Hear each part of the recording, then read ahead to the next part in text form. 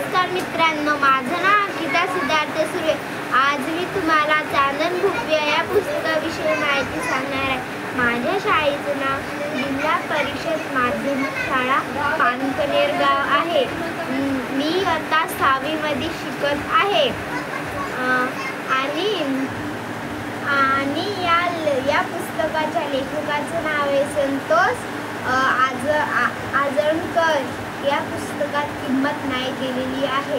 मला हे पुस्तक खूप आवडलेलं आहे आणि याच्यातली एक गोष्ट मला खूप आवडलेली। या पुस्तकात 6 गोष्ट दिलेल्या आहेत आणि ती गोष्ट खूप छान दिलेली आहे।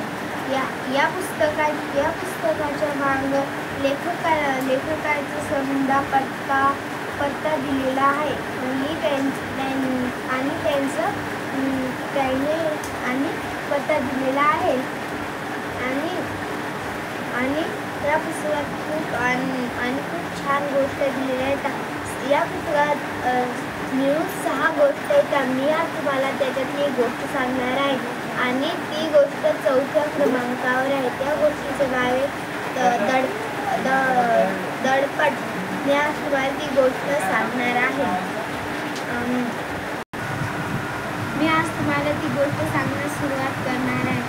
आज पुन्हा गुरुजीचा हात थांबला तर हजेरी टाकवर हजेरी तिच्या लाल रेषा पडत होत्या। सुमन खूप दिवस झाले आली नव्हती। आता गुरुजी खूप रागवले होते। गुरुजीला सुमनवर खूप राग आला होता। तिच्या हजेरीत लगातार लाल रेषा पडत होत्या। ती 1 हप्ता झाले आली नव्हती। आता गुरुजी तिच्या मैत्रिणीला विचारायला लागले, अगं सुमन कुठे? ती का आली नाही? काय झाला तिला? गुरुजीच्या मनात असे खूप प्रश्न पडले। सुमनची बेस्ट फ्रेंड म्हणाली, अहो गुरुजी सुमनला खूप ताप आली, खूप डोकं दुखायलं, तिला सलाईन लागले, ती दवाखान्यात ॲडमिट आहे, असं तिच्या मैत्रिणीनं खूप खोटं सांगून दिलं। आता गुरुजी म्हणाले, बर सुमन इतक्या तकलीफमध्ये आहे, मला माहीत नव्हतं, जाऊ दे। आणि मग सुमनच्या मैत्रिणीने समजा गुरुजीला खोटं सांगितलं। मग गुरुजीनं समजायला खेळायला सोडलं। खेळणं झालं की मग नंतर आदल्या दिवशी सुमन आली। गुरुजीनं सुमनला विचारलं, कशी आहे बाळा? आता तब्येत चांगली आहे का? गुरुजी म्हणाले, सुमन म्हणाली, माझ्या तब्येतीला काय झालं गुरुजी? गुरुजी म्हणाले, तुला ताप नव्हती आली? सुमन म्हणाली, नाही गुरुजी, मी माझ्या मामाची इथं गेलती, मला क्षमा करा, मी तुम्हाला सांगितलं नाही। गुरुजी म्हणाले, तू दवाखान्यात नव्हती? सुमन म्हणाली, नाही हो गुरुजी, मी दवाखान्यात नव्हती। मग डबल गुरुजी म्हणाले, तू दवाखान्यात नव्हती, तुला सलाईन नव्हती लागले?